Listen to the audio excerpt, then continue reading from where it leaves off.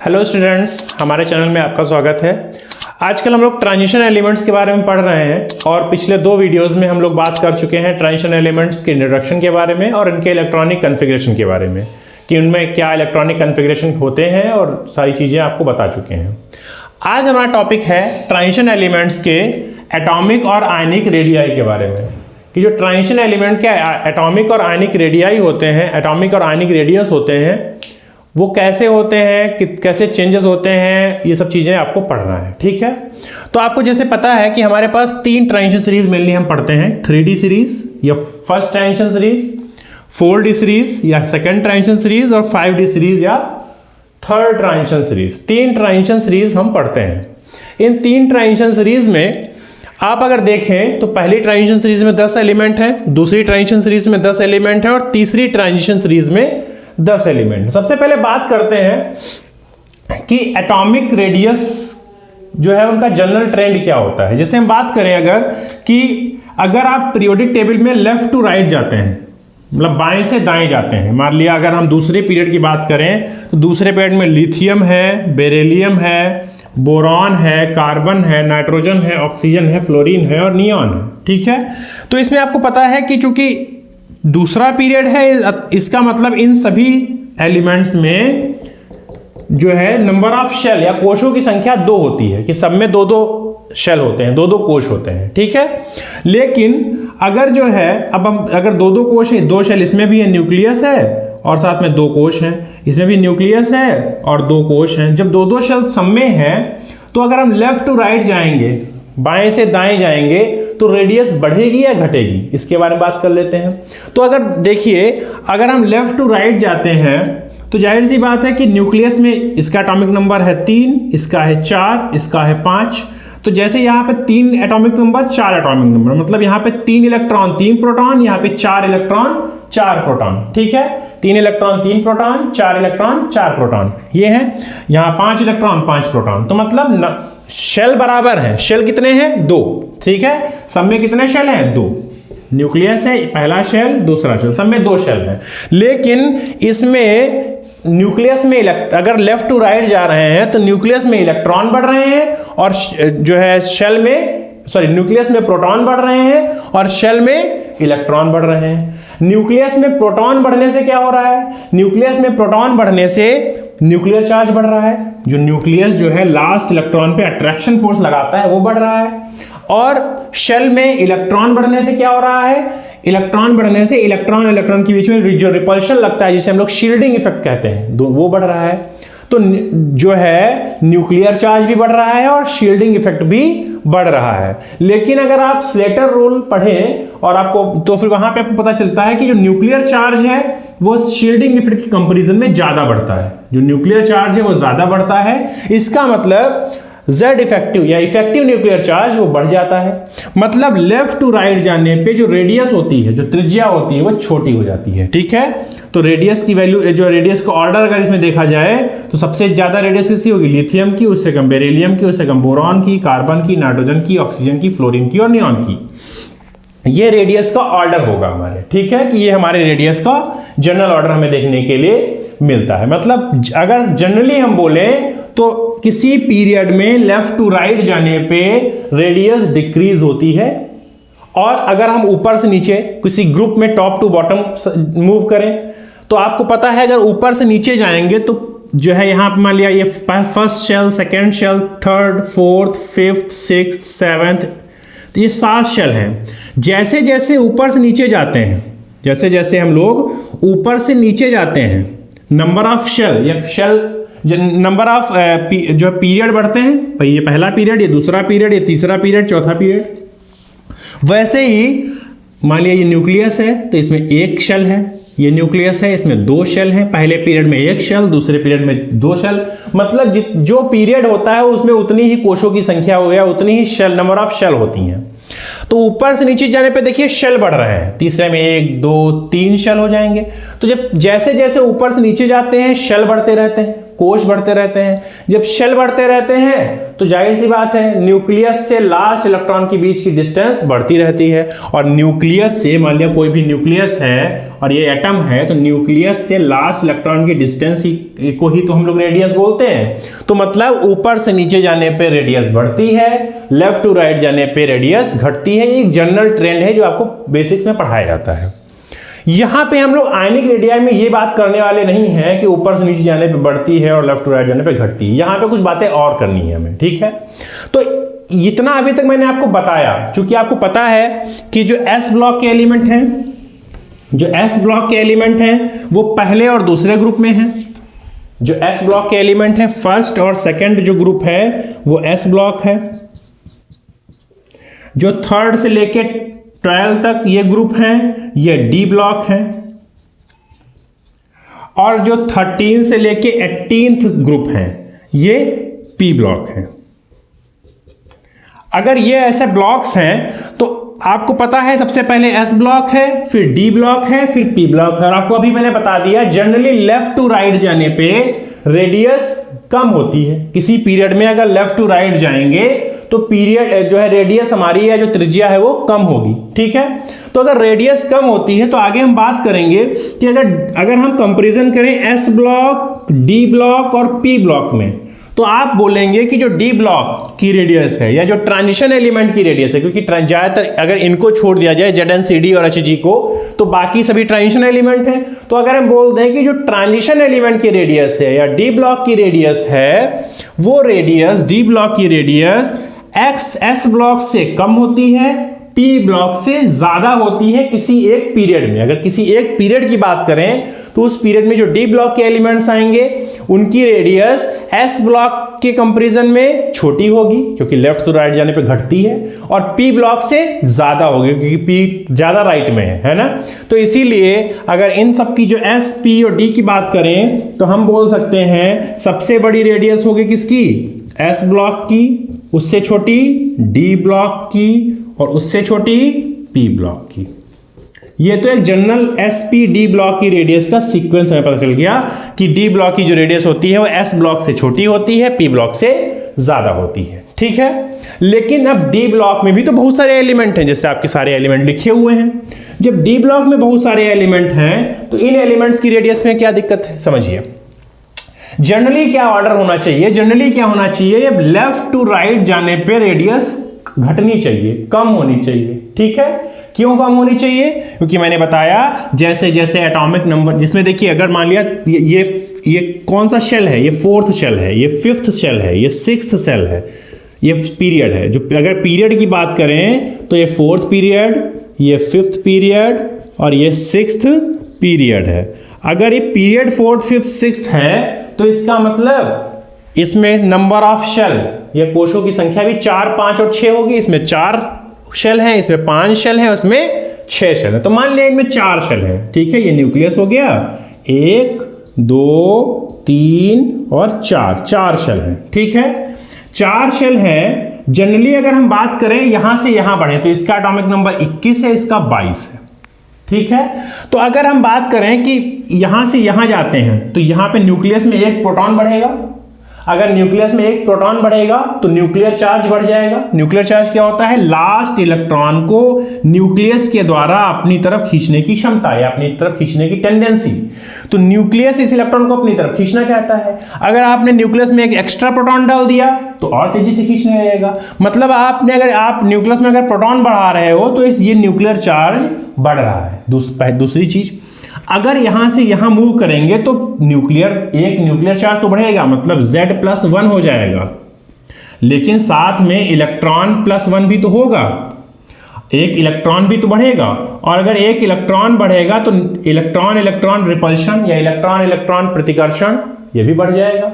Electron repulsion, तो देखिए ये इसको खींच रहा है अपनी तरफ, तो ये रेडियस छोटी करना चाहता है, और इलेक्ट्रॉन रिपल्शन बढ़ रहा है तो मतलब ये ऐसे हो रहा है, मतलब ये रेडियस बड़ी करना चाहता है। तो जो है Z, मतलब जो है न्यूक्लियर चार्ज बढ़ रहा है, न्यूक्लियर चार्ज भी बढ़ रहा है, और शील्डिंग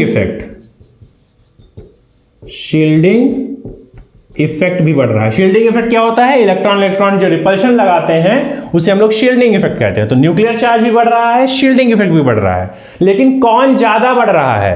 तो आप अगर स्लेटर रूल से सॉल्व करिए तो न्यूक्लियर चार्ज की वैल्यू एक प्रोटॉन बढ़ने पे पूरी पूरी एक बढ़ती है, जबकि शील्डिंग इफेक्ट अगर हम आउटर मोस्ट शेल में एस और पी ब्लॉक के लिए देखें तो 0.35 बढ़ती है। मतलब शील्डिंग इफेक्ट की जो शील्डिंग इफेक्ट जो होता है वो न्यूक्लियर चार्ज के कंपैरिजन में कम बढ़ता है, न्यूक्लियर चार्ज ज्यादा बढ़ जाता है। मतलब अट्रैक्शन ओवरऑल अगर देखा जाए तो अट्रैक्शन फोर्स ज्यादा हो जाएगा, और अगर अट्रैक्शन फोर्स ज्यादा हो गया, अट्रैक्शन फोर्स ज्यादा हो जाएगा तो रेडियस छोटी हो जानी चाहिए, है ना, रेडियस छोटी हो जानी चाहिए। तो यहां पे क्या होता है? यहां पे देखिए रेडियस बहुत तेजी से डिक्रीज हो रही है। 16 यहां पे देखिए पिकोमीटर में लिखा हुआ है, ये जो रेडियस लिखी हुई है ये किसमें लिखी हुई है? पिकोमीटर में। एटॉमिक रेडियस लिखी हुई है पिकोमीटर में। इसके 162 पिकोमीटर, ये 147 पिकोमीटर, ये 134 पिकोमीटर, 128। मतलब आप अगर देखें शुरुआत के 4 एलिमेंट यहां से लेके यहां तक ये सब में काम करेगा, ठीक है। शुरुआत के 4 एलिमेंट देखें तो एक अगर ग्राफ बनाया जाए इनका, अगर इनका ग्राफ बनाया जाए तो क्या होता है?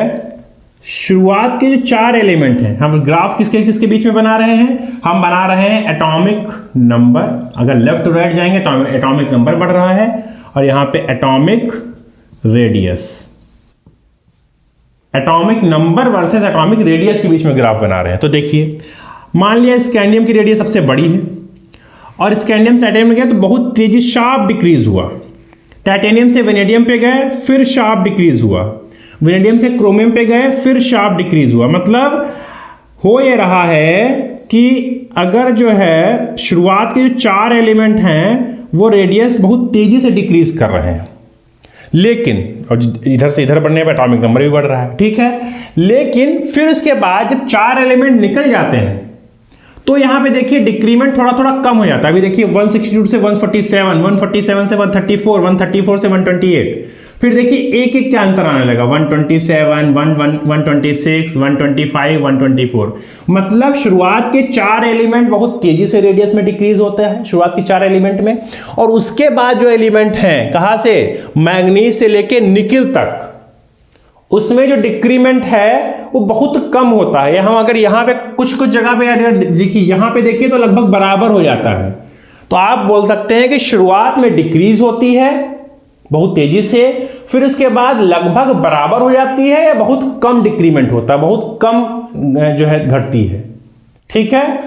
और लास्ट में देखिए, ये देखिए, ये देखिए, ये देखिए 124 से 128 हो गई, और 128 से 134, यहां से यहां जाने में बढ़ गई रेडियस, यहां से यहां जाने में बढ़ गई रेडियस, यहां से यहां जाने में बढ़ गई रेडियस। मतलब क्या हुआ? लास्ट के एलिमेंट अगर आप देखेंगे तो रेडियस बढ़ जाती है। पहले क्या हुआ? डिक्रीज हुआ, बीच में लगभग बराबर हो गई या कम डिक्रीज हुई, और लास्ट में बढ़ गई। ये एक्चुअल डेटा मैंने आपको सामने लिख के दे दिया है किसकी कितनी होती है, ठीक है। तो फिर उसके बाद क्या हुआ? कम डिक्रीमेंट हुआ। देखिए ये 1 2 3 4 5 6 7 और 8, ठीक है, 8 हो गया निकल तक, और उसके बाद फिर क्या हुआ? बढ़ने लगी, लेकिन बढ़ी तो, लेकिन 134 तक पहुंची। मतलब इतनी नहीं बढ़ गई कि इससे ऊपर निकल जाए, ठीक है। मतलब बढ़ी तो, लेकिन बहुत ज्यादा नहीं बढ़ी, ठीक है। तो ये बढ़ गई।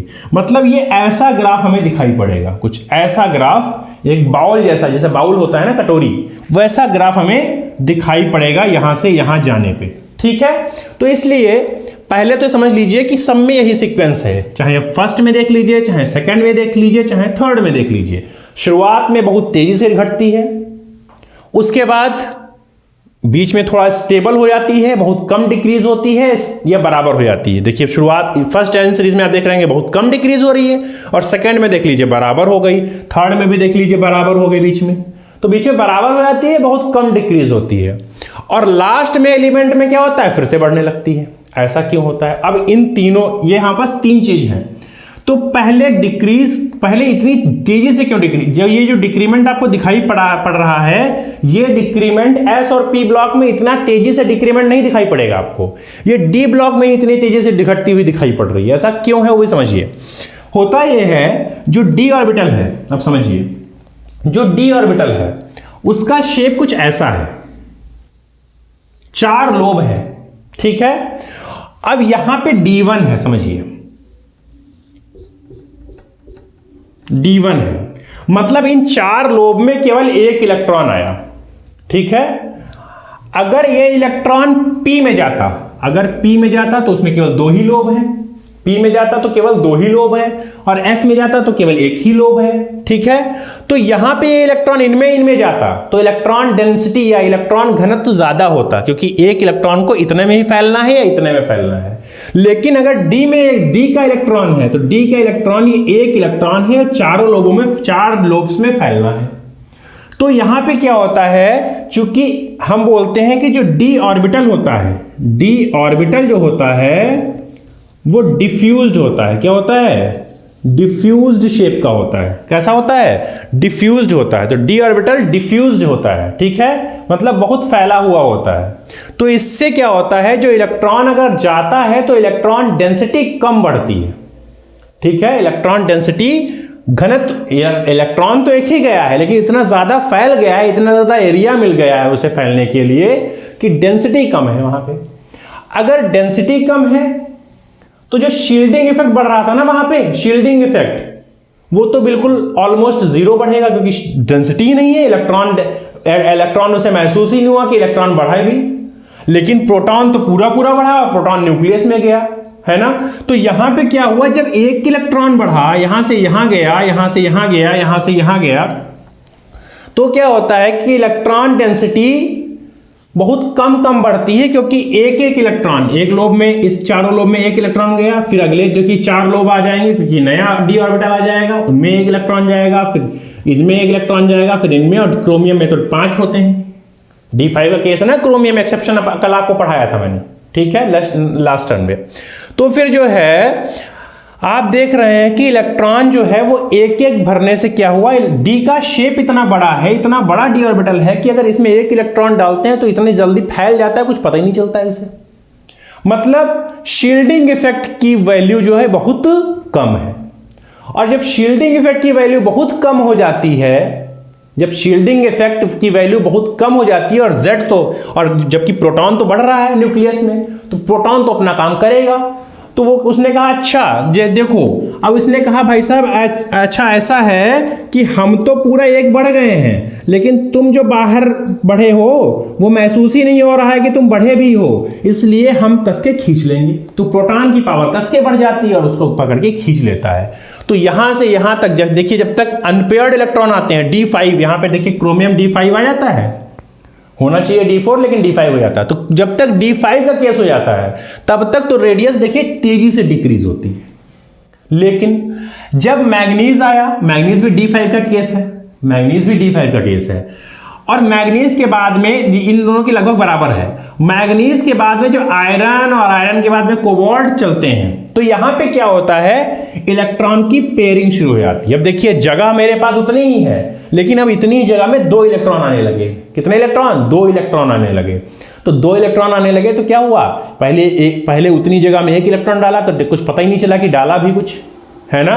तुम 15 रोटी दिन में खाते हो और किसी दिन तुमको आधी रोटी खिलाई है तो पता ही नहीं चलेगा कुछ खाया भी है। वैसे ही अगर इतनी बड़ी जगह है और उसमें केवल 1 इलेक्ट्रॉन डाला है तो पता ही नहीं चलेगा डाला है। लेकिन जब इसमें 2 इलेक्ट्रॉन डाले तो लगा कि हाँ कुछ डाला है।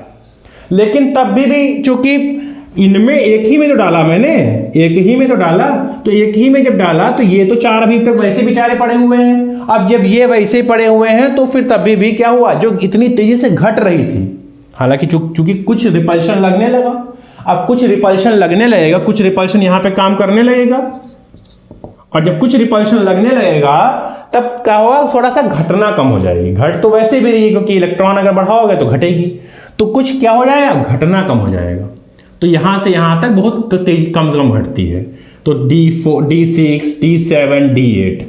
लेकिन जब केस आता है D9 और D10 का, ये D10 का, जब केस किसका आता है, ये भी D10 और ये भी D10, जब केस आता है D10 का, तब एक समस्या हो जाती है। क्या होती है? ये समस्या है कि शुरुआत में हम इतनी तेजी से घटा चुके हैं, शुरुआत में इतनी तेजी से घटा चुके हैं कि यहां पे क्या होता है, यहां पे चूंकि सारे ऑर्बिटल में 2-2 इलेक्ट्रॉन आ चुके हैं, तो ये अब अपना शील्डिंग इफेक्ट भरपूर दिखाता है।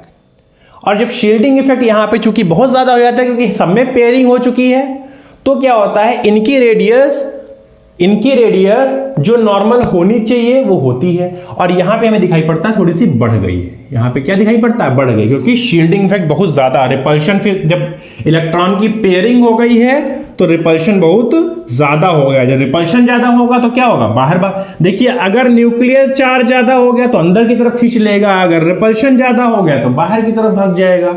तो इसका मतलब शुरुआत में क्या हुआ, डिफ्यूज शेप के कारण, जो डी ऑर्बिटल का शेप डिफ्यूज होता है, डिफ्यूज शेप के कारण बहुत तेजी से डिक्रीज हुई। लेकिन जब इलेक्ट्रॉन की पेयरिंग होना शुरू हुई, जब इलेक्ट्रॉन पेयरिंग होना शुरू हुए, तब ये जो बहुत तेजी से कम हो रही थी उसका कम होना थोड़ा सा कम होने लगा।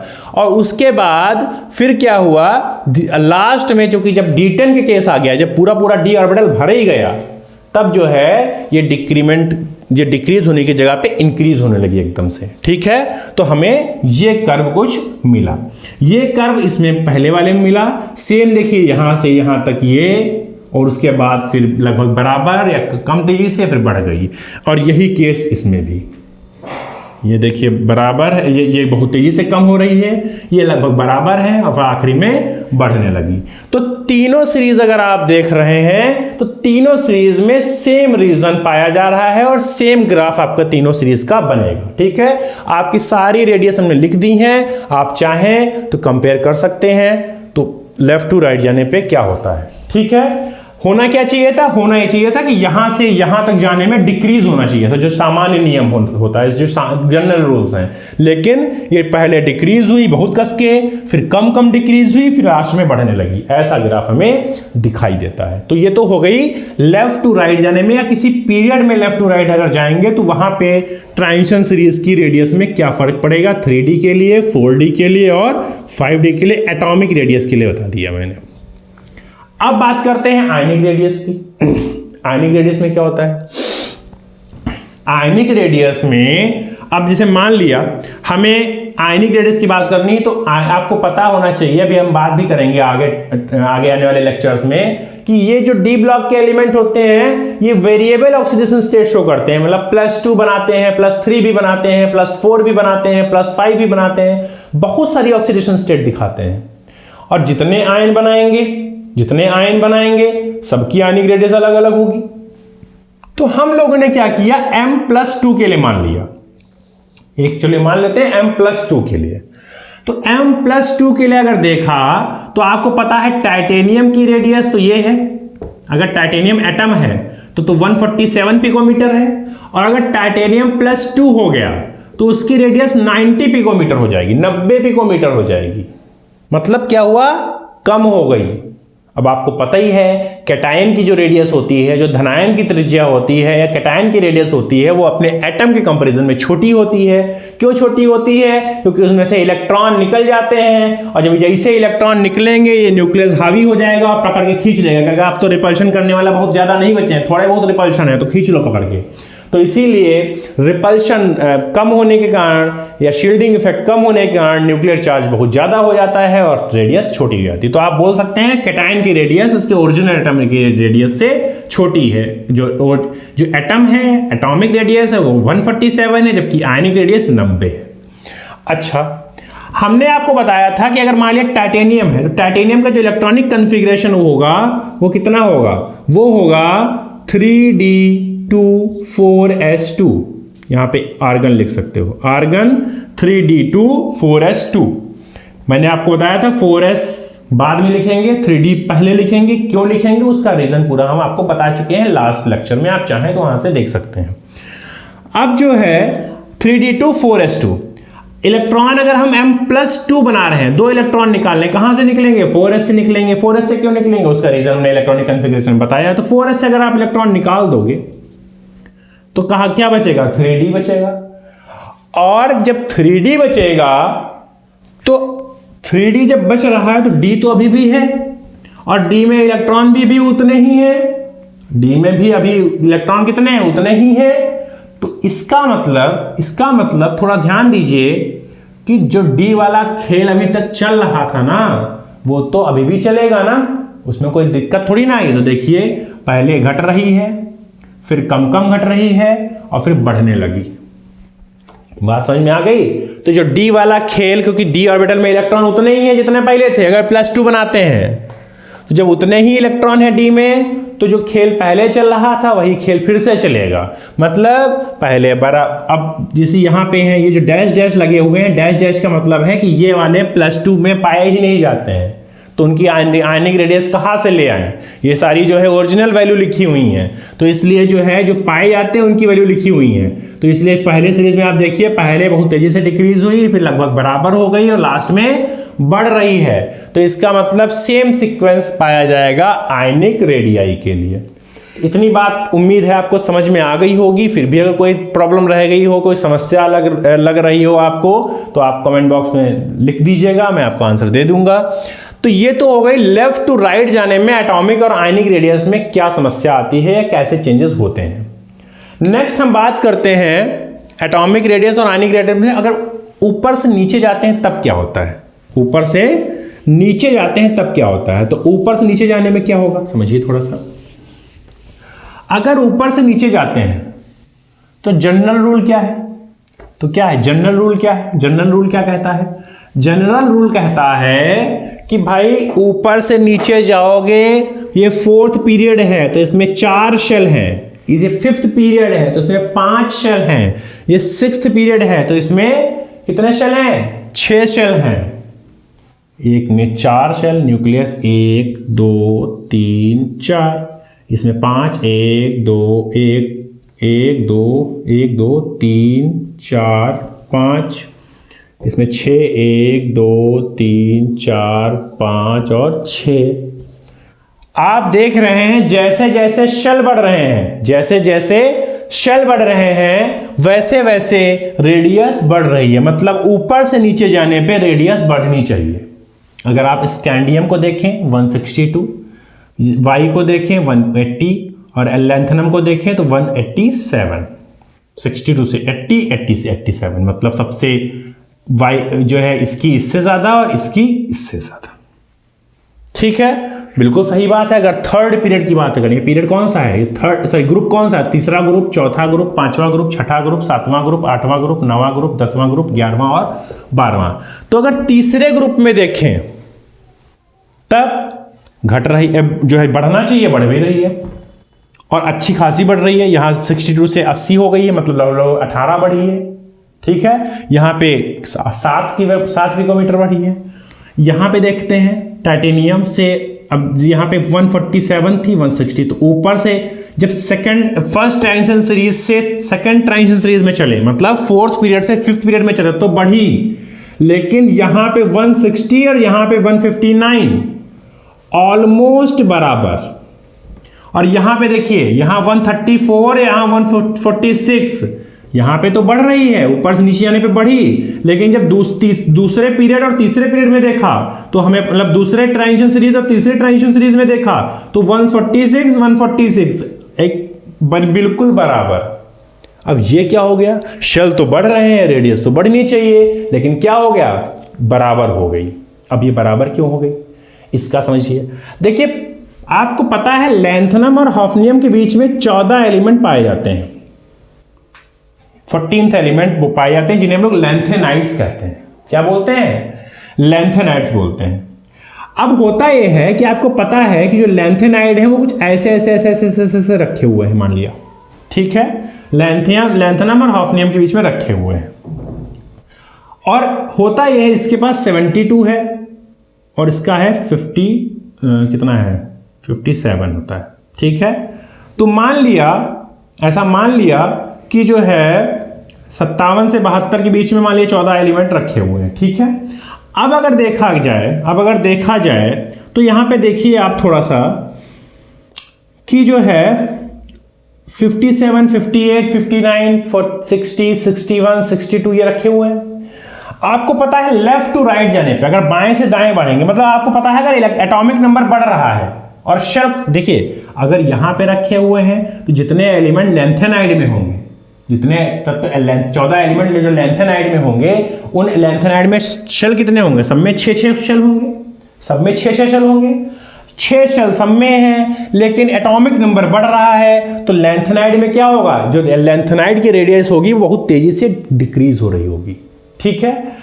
और 72 आने तक, अगर यहां पे 58 होता तब तो इसकी रेडियस जो है इसकी ज्यादा होती, लेकिन अगर 72 आते आते देखिए ऊपर से नीचे जाने पे शेल बढ़ा था, पूरा शेल बढ़ गया था। शेल बढ़ने से क्या हुआ था, रेडियस बढ़नी चाहिए थी, लेकिन जो जितनी रेडियस हाफनियम ने शेल बढ़ा के बढ़ाई थी उतनी रेडियस लैंथेनाइड में जो है यहाँ 14 एलिमेंट चलते चलते अट्रैक्शन फोर्स ज्यादा करवाते घटवा दी।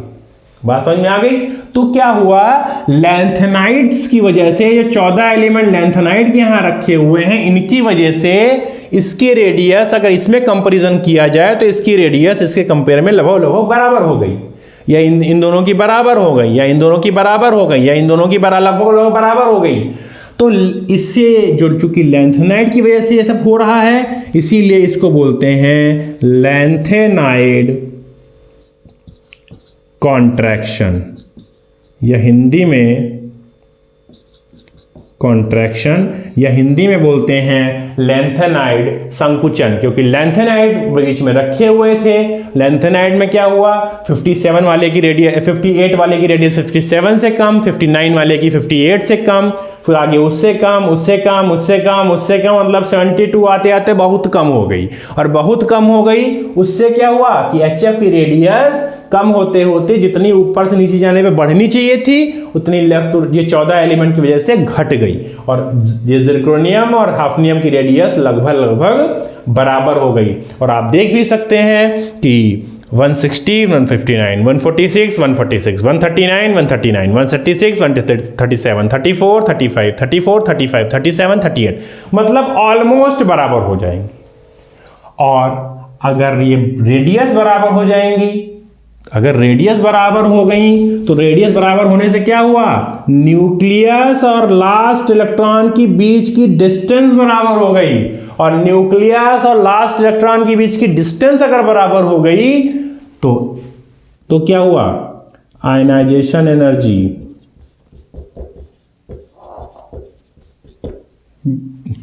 इलेक्ट्रॉन एफिनिटी, इलेक्ट्रोनेगेटिविटी, जितनी प्रॉपर्टी आपको पता है, electron affinity, electronegativity, ionization energy, जितनी भी प्रॉपर्टी होती हैं एटम की, वो सारी बराबर हो जाएंगी, क्योंकि इसमें Z इफेक्टिव वगैरह ऑलमोस्ट बराबर हो जाएगा, ठीक है। तो ये आपका टोटल कॉन्सेप्ट हो गया कि लेफ्ट टू राइट जाने में या अप टू डाउन जाने में रेडियस कैसे कैसे डिक्रीज होती है या इंक्रीज होती है। और आप ये भी जान चुके हैं कि जो जनरल ट्रेंड होता है, कि जनरल ट्रेंड क्या होता है, लेफ्ट टू राइट जाने पे घटनी चाहिए, ऊपर से नीचे जाने पे बढ़नी चाहिए, लेकिन वो फॉलो नहीं होता है। जब लेफ्ट टू राइट जाते हैं तो पहले बहुत तेजी से डिक्रीज होती है, फिर ऑलमोस्ट बराबर हो जाती है, फिर इंक्रीज होने लगती हैं। और जब ऊपर से नीचे जाते हैं तो क्या बोल सकते हैं, जो फर्स्ट ट्रांजिशन सीरीज है और जो सेकेंड ट्रांजिशन सीरीज है उनकी रेडियस, उसमें अगर ऊपर से नीचे जाएंगे तो बढ़ेगी, क्योंकि शेल बढ़ रहा है, यहां पे कोई लैंथेनाइड कॉन्ट्रैक्शन काम नहीं कर रहा है। तो अगर आप बोलेंगे वेनेडियम की रेडियस और नोबिडियम की रेडियस में कौन ज्यादा है, तो आप बोलेंगे एनबी की रेडियस ज्यादा है, लेकिन एनबी और टीए में कौन ज्यादा है, तो आप बोलोगे लगभग बराबर है। इसीलिए जो एकेडमिक्स अगर आप पढ़ रहे हैं तो एकेडमिक्स में बहुत सारे क्वेश्चन पूछे जाते हैं बीएससी वगैरह में, ZR और HF की प्रॉपर्टीज सेम होती हैं क्यों, या MO और W की प्रॉपर्टीज सेम होती हैं क्यों, या ऑब्जेक्टिव क्वेश्चन भी ऐसे पे आ जाता है कि RU और OS की प्रॉपर्टीज सेम होती हैं क्यों, TC और RE की प्रॉपर्टीज सेम होती है क्यों।